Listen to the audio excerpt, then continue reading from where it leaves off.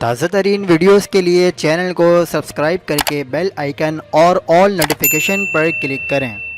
حق پاکستان نیوز کے ساتھ میں ہوں محمد جنید اسدی۔ سندھ حکومت کا کالا بلدیاتی قانون واپس لینے پر تیار ہو گئی۔ جماعت اسلامی اور سندھ حکومت کے درمیان تحریری معاہدہ طے پایا گیا ہے۔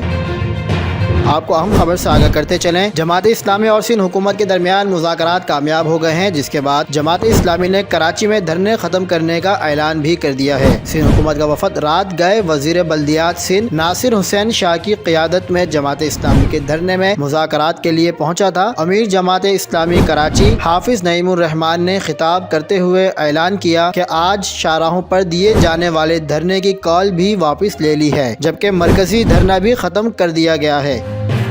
معاہدہ کے مطابق طے پایا گیا کہ تعلیم اور صحت کے تمام شعبے، ہسپتال، ڈسپنسریز اور اسکولز بلدیہ عظمیٰ کراچی کے سپرد کی جائیں گی اور تعلیمی اداروں میں طلبہ یونین بحال کی جائے گی۔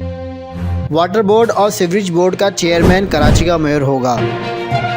مزید خبروں کے لیے دیکھتے رہیے حق پاکستان نیوز۔